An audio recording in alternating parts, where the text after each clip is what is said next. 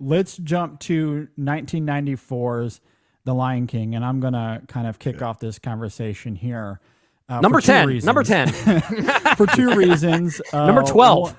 One, this is the movie that I was referencing when I said this is easily my favorite of the group that we're talking about here.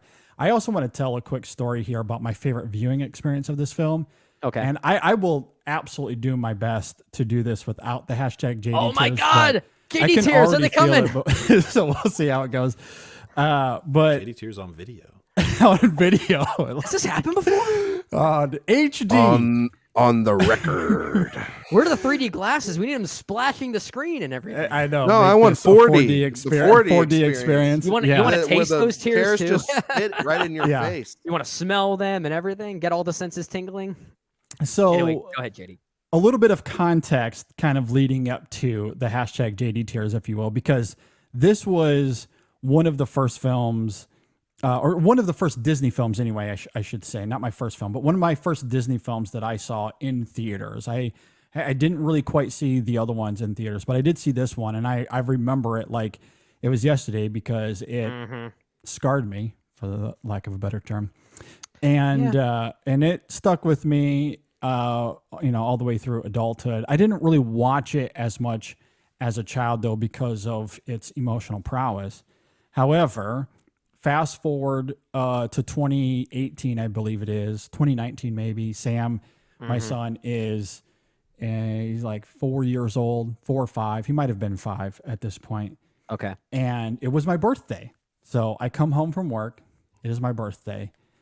And he has surprised me by setting up this home theater for us to watch a movie. So he had taken all of the furniture in our house. Yeah. This is just unfair. It could have been... Well, there's JD, you can stop talking now. This is number one now. It's like there's no way you... Well, but again, like, if he had said, Daddy, I set this up so that we could watch Green Book, you'd be like, Green Book, ultimate masterpiece. I mean, you're not wrong right that this certainly adds playing the kid to... card. This is wrong. It certainly adds to your overall feelings of the film for sure. There's no denying that. However, I had come home, he had set up the furniture, and this is the movie that he had decided to watch. Now, at that time, I hadn't seen The Lion King in years, probably since I was a child. But this is the one that he had been watching, and this is the one he wanted to see. So we set everything, up in the living room. We made some popcorn. We go to sit down and watch it. And you get, I'm pretty much losing it early on because there's a couple of great scenes between Mufasa and Simba, in that first 20 minutes for sure. Like when he's angry with Simba because him and Nala went off and he's got to teach him a lesson and they're having that conversation in the night sky. Like that in and of itself certainly floored me.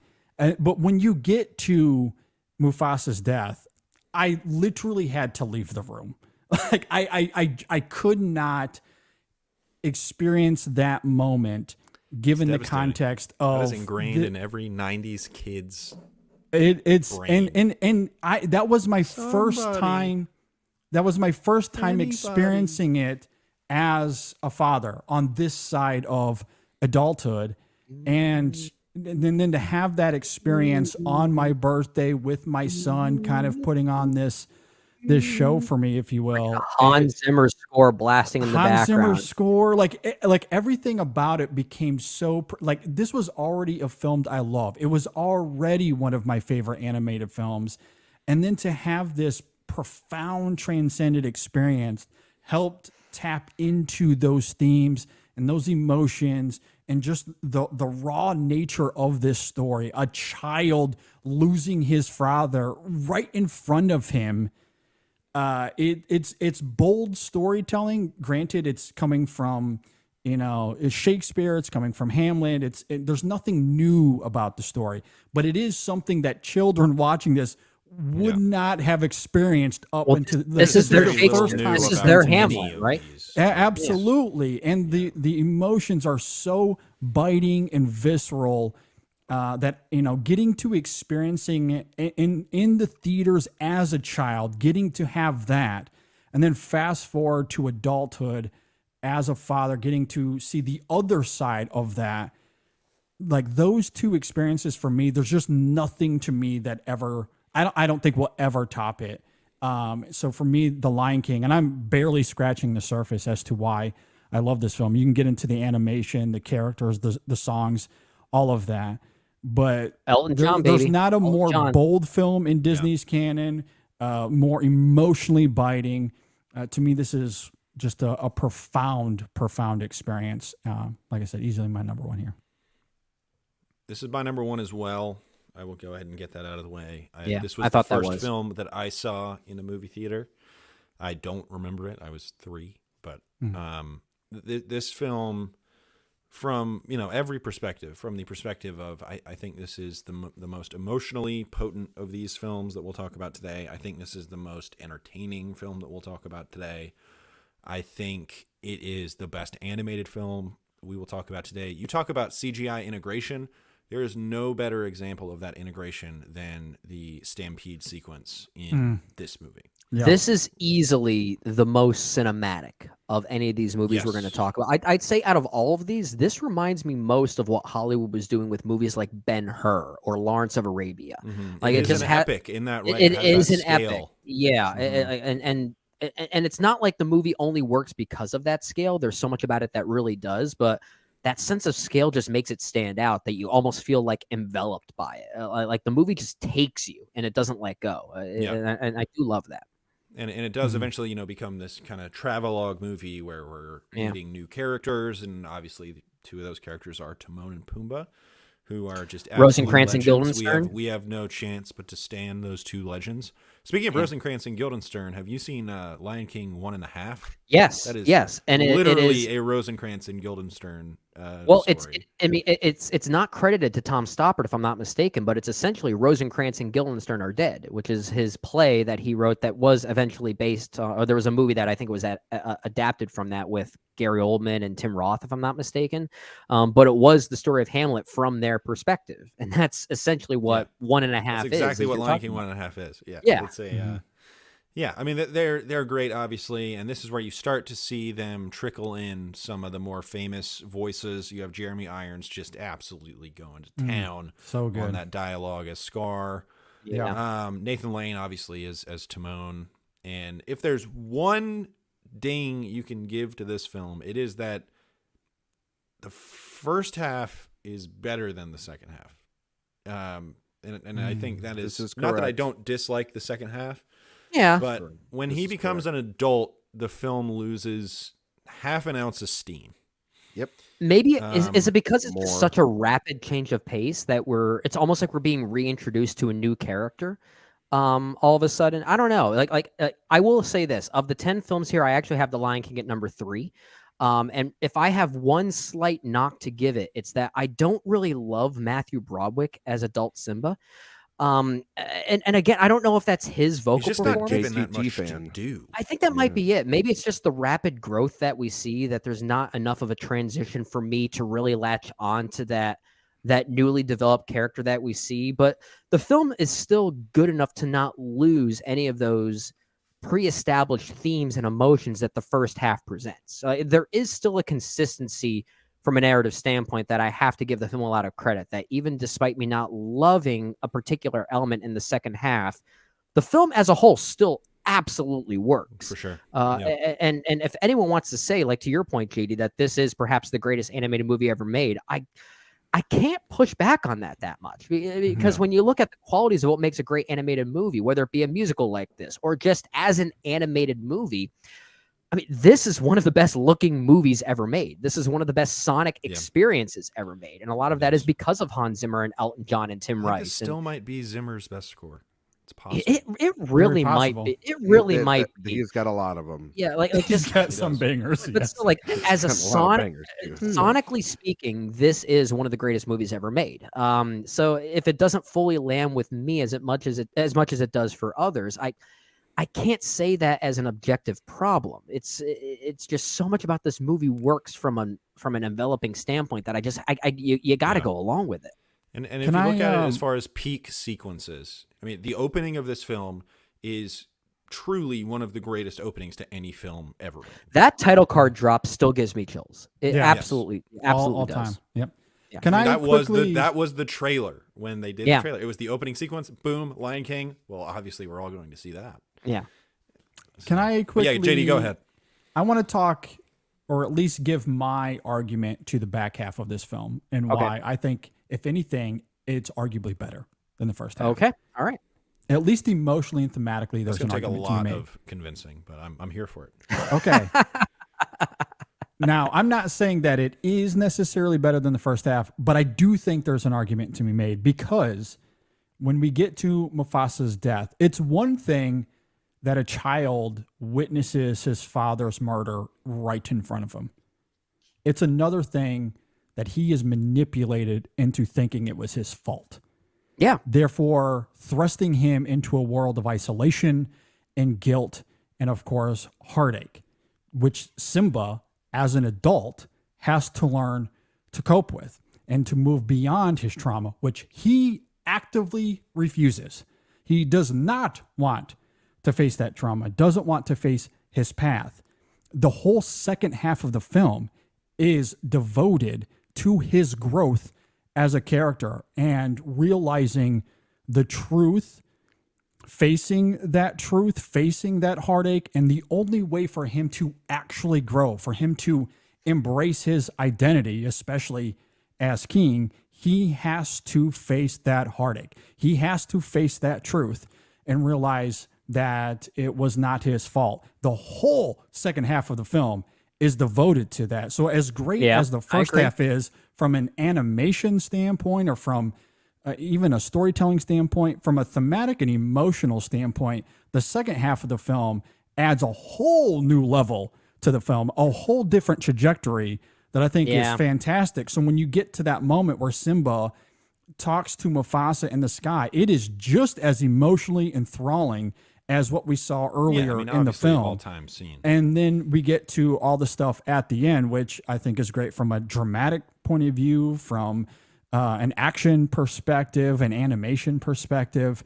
Like, the film certainly earns all of that, but to see Simba, and again, I think this is utterly fascinating because these are movies marketed to quote unquote kids, but this is an idea that is so complex and profound. I think I see adults in my life struggle with this all the time. Like, adults do not do this well, let alone kids. So I think it's interesting to introduce that idea that trauma happens. That does not mean it's your fault, but you do have to grapple with that. You do have to come to some sort of revelation with that truth. And this film grapples with that so heavily, so vividly in the second half. I don't disagree at all. That to say that it loses steam, I think it's a little. I can't agree with. Well, I would agree with Oh, it everything definitely you loses said. steam. He's not eating bugs and hanging out with giraffes and doing Busby Berkeley dance numbers. And I would agree. No, we have to see him at his low. I mean, I you would have agree, to see him at that low. I would agree with everything you said there, JD. If I felt like Matthew Broderick's vocal performance conveyed those things better, and I don't think he fully gets there. I think nearly as compelling to watch. Well, I don't even know about that. Like, I think the fact that it's not as compelling to watch is kind of the point. Like the fact that, like, to your point, JD, I think that kind of couples with it's that. ugly. I don't think it is meant to be The pretty. problem I That have is is an ugly truth to deal with. I'm saying to take in, not necessarily aesthetically. Yeah, I feel like Broderick is bored sure. the entire time. I don't like his vocal performance, and anytime that there are moments of real emotionality, like you're talking about, it's another character doing the heavy lifting for Simba. Like that sequence involving Mufasa coming back to visit, it's all James Earl Jones for me. And that he's sequence great here. He's so good. He is so so good good.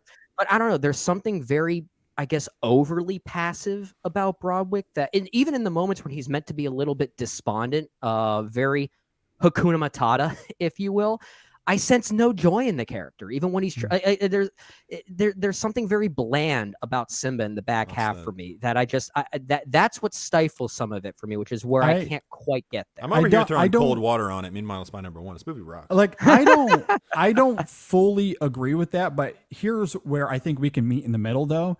I do think that like all of those thematic and emotional layers for me, I think hit hard on their own. I think they're really great, and the film is devoted to them. It spends a lot of time. It's very on committed to them. I don't it. It is disagree. very with that. committed.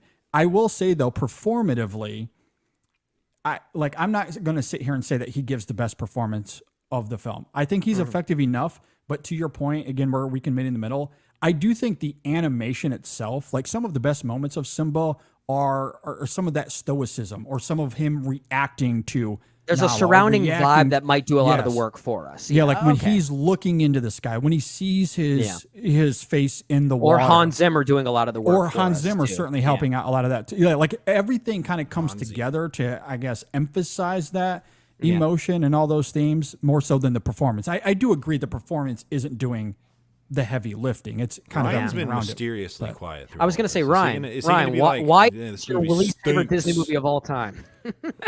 It's not my least favorite Disney I'm kidding. movie of I'm all just time. putting words in your mouth, man. Come on. I would like to throw in that Jeremy Irons is probably my favorite voice. I like how Jay said Ryan so hasn't good. spoke a lot, and then he interrupted me. We did What kind the of hell, hijack man? this. Well, I when it comes apologize, to Ryan. when it comes to Ryan, we're dealing with the shallow end. Of the pool. I think that the movie it's very good. It's a very good movie. Obviously, it's in my top 4. It's my number 4 on the list. There's one more film we've yet to talk about that I think is a little bit better with it and just kind of more my speed. I think that listen, we've thrown a lot of hyperbole around here tonight, and obviously there's things that mean a lot to us emotionally. Greatest animated film of all time. I don't know if I can say that. I don't think it's disingenuous to say that. It's so good. It's though. not out of the realm of possibility at all. I mean, I see. You might disagree with that. Watch This that is- opening that- sequence. it's not- Watch the I mean, yeah, lead sequence. This is the thing I hear all the time, undeniable. and I read about online. It's like, I don't think that this is the greatest animated film of all time. There are countless other films I don't either. from Disney that I talked about tonight. There's Pixar films. There's But Studio does that make Ghibli it films. disingenuous There for are- someone else to think that it is. That's the thing. I think that the consensus is that this is the greatest animated film of all time by the majority of people. I can see why And- that is. And I I am don't on know the if I outside. agree with that. I think it's why people Go I don't see online. that. I don't see that. If we did a poll, this would win that poll by a landslide. And if you said that it was the number one, a poll of whom? if you said this film that's a on good this point. list of these movies, which one is the greatest of all time? With which audience? People walking down the street? Everyone would say so. I Not think that movie this is the most critics. popular. All right, let's do some easily marketing the here. most- Let's try and fact check this. We'll be back to you in a couple weeks. The most popular, one of the most popular Disney films, if not films of all time. Like it from Yeah, I don't disagree with a that. I'm saying if cinematic- you polled movie critics, it would not be the number 1 rated animated film of all time. Yeah, but I mean, but if you're just talking about people in general, a overwhelming opinion would be that, and that's what I'm talking about, not just online, because clearly it would be like some French film from 1942 that was like done This would- by I mean, pencils this that would- we've this never would even certainly heard be about. It'll be the a triplets contender. of Belleville at number 1. Yeah, and it's And- like, and what the maybe hell? that's why You I know what don't mean? see it, because I spend so much time on film Twitter and You know in the what I mean? critic So sphere I that think this that film is people- never brought up people in those absolutely circles. love this movie, and I get that, and I love it too. I think that you guys have kind of hit all the points that need to be made. Like, it's got a great villain, songs are great. It's the score is absolutely fantastic. I would not say it's Hans Zimmer's greatest score, because I would need to go and look through his entire filmography, which You'd is probably say Interstellar. It's up there. Interstellar. I mean, Interstellar's an Interstellar, amazing Interstellar score, is though. up there, Jay. It is an immaculate score. Don't Thin even Red Line or JD literally this just said for it, me. and he has a ton of problems with that film. So don't even. I don't like the movie either, and I love the score for it. Exactly. I like the part where Yeah. I like the part where he Incredible. gets the organ and goes. No, he doesn't do that. No. Actually, he does not do that in He Interstellar. really There's- does it. It's the, Jay- that's Jay, the one okay. film Jay he just does dunking it. on let, himself let, for a let your movie he cynicism hasn't go. even That seen is since, not like, the Interstellar. 20 That's more Inception, but that is whatever. not Interstellar at all. No, Yeah, I'm not saying Inception, actually yeah, that's definitely Brahms, but there's a Inception. lot of long-held organ chords. Not really. Not really. There are some, but there's like there's a lot of chord progressions happening there. there's a lot of more complexity to that score. It's a Yeah. fantastic score. That was a good score. I just like Um, throwing shade at Interstellar whenever I can around here. That's more it. Yeah. I don't you love can, the you movie can keep either. doing it all you want for all these years and whatnot. It's still rewatched that movie recently. It made me cry. I love that movie. You're cute. so- that's sweet. Why? Because it kept going. I wish it kept going. It's a great movie. Again, you can say whatever you want, Jay. I don't give a shit. I don't give a shit. Okay. All right. Let's get this going. So I will just say though that I agree. I think the first half of this movie is all timer. I mean, it's just moving at a pace that is just I don't think that it is able to sustain. I think the ending is like emotionally, JD. I agree with you. I think the ending is incredible, but just there's something about it. I wouldn't even say thematically, just way the certain scenes are cut and certain things are put in there, and a lot of the side character stuff. When it all starts coming together, it doesn't formulate perfectly. It doesn't always stick all the way with everything that's going on there, but definitely with Simba, and especially with Scar towards the end of the film, I think that it really solidifies at least that portion, let alone like the battle sequences or the side characters, or getting Zazu out of there, all those little other things. I'm like, I don't care about any of that shit. So I think that, but I do agree with you. I think that emotionally speaking, the maturity of a Simba as a character, it's very interesting. I do agree with Brendan. I think like the vocal performance by Matthew Broderick is weak, and I think that I think that James Earl Jones is great. I can't get it out of my head the fact that he's like, he did the 2019 version then too. I can't ever get that out of my head. About that. And it was like, why did you do this to this poor man? Because he gave arguably like another iconic voice performance, and then you just wanted to do it again. It's like do it again, but don't care about it. Yeah, but don't care about it. Less energy, Jim. Less. Yeah. Like, you know what? Yeah. Just enough to make us money. Just get the job done. You know what? You can do your dialogue while you're watching a basketball game, and in between the commercials, you can record. That's exactly how it feels. That's Yeah. exactly how it feels. It really does. Everybody in that movie, that's how it feels. Anyway, no, I just and yes, the music is incredible. I mean, you have me at Elton John and Tim Rice, who are doing fantastic work here, and and that opening sequence, it's right up there too with the opening sequence of Beauty and the Beast for me, where that one's more simplistic. This one is definitely more epic and bombastic, and sort of the way of like you're showing an entire continent and everything being born, and it's kind of hard the first half of the film in its epicness and its setup, building all this up to those deeply emotional, like the Stampede moment, which is an all-timer. It's hard to kind of get to those same levels of those beats. So it's not to say that it doesn't ever get there or is a bad movie or anything. I just think that it's not as smooth of a ride in the second half as the first half is, as opposed to something like Beauty and the Beast, where that movie, it is consistently high the entire time. And for me, I don't have a single thing in that movie where I'm like, man, if you could tweak this little part or maybe get this out of here or whatnot, then that would make it a perfect movie for me. Yeah, at least for and me.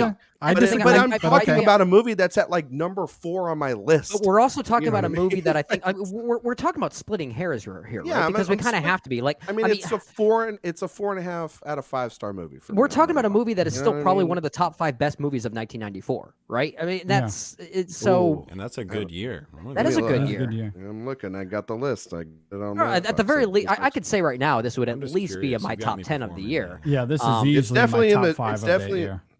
It's in the 20 for me. So regardless of where we place it, we're still talking about one of the best films of its respective year. We're just splitting hairs because it's competing with some of the most iconic animated movies ever made that we grew up with. Good year. Holy. That's a very good year. It was a great year, film. yeah. And a good look, year did not come out that year. I think it came out 2007. Russell Crowe, but you're correct. Jay. 1994 is a good. That is in my 5, probably right at 5.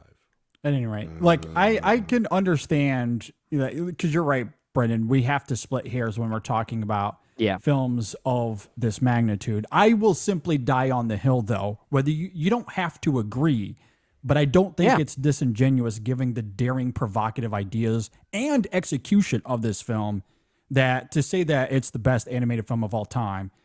There's nothing weird or out of bounds about that. Yeah. I think it's a very valid thought to have.